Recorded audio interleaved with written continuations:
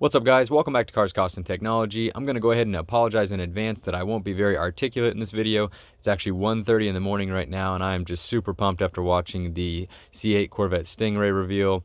But I wanted to put this video together really quick, talking about the top 5 features that I was able to pull out of the reveal. I'm sure that you guys saw them as well, but I wanted to kind of group them together and go over it, as well as something that we can put together for those that maybe did miss the reveal and wanted to see some key points on this car. So first of all, I want to talk about acceleration. Obviously, that's one of the funnest parts about having a sports car, and in the C8 Corvette Stingray, it definitely does not disappoint. They wouldn't give an exact number, but they did say when equipped with the Z51 package that this car is capable of doing 0 to 60 in under 3 seconds. They did say the only car in their lineup that was able to beat that is actually the C7 ZR1, which is rated at 2.85. So we know it's no lower than that, but obviously somewhere in between that threshold. Again, they wouldn't give an exact time, but we can imagine somewhere in the 2.9s without the Z51 package, maybe a few tenths of a second off.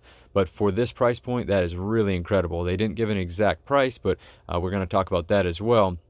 But again, number one being acceleration is phenomenal on this car from what we know so far.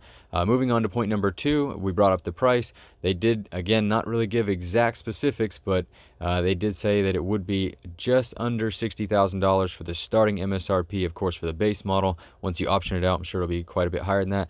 I am blown away by that price point. I knew that this car was going to be affordable, but I was thinking with where the Stingray already started, C7 Stingray, I should say, it was already starting in the mid-50s. I figured that this car would be in the mid-60s, maybe even approaching 70, but they have absolutely blown away my expectations. The fact that this car is going to be priced under $60,000 starting MSRP. I'm sure it'll be like $59,999 or something like that, but still, anywhere near that $60,000 threshold for the performance you're getting on this car is incredible. So feature number 2, and not really a feature, I guess you could say, but my main thing that I'm picking out of this is that pricing is incredible.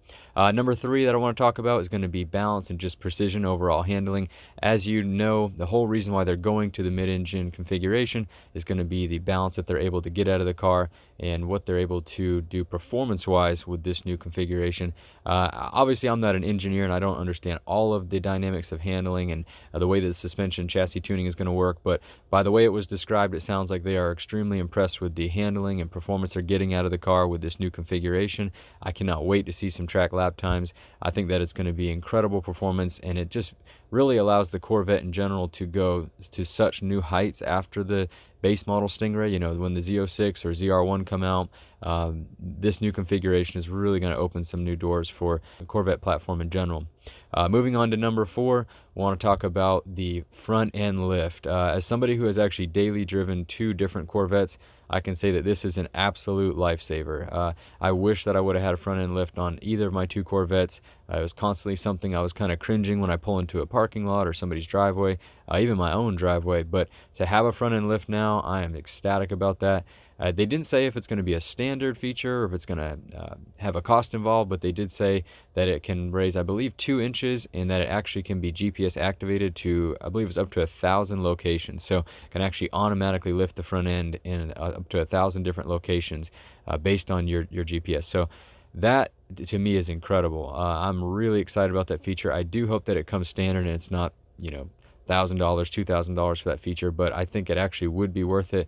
That is something that I wish every Corvette up to this point had. Super excited about that.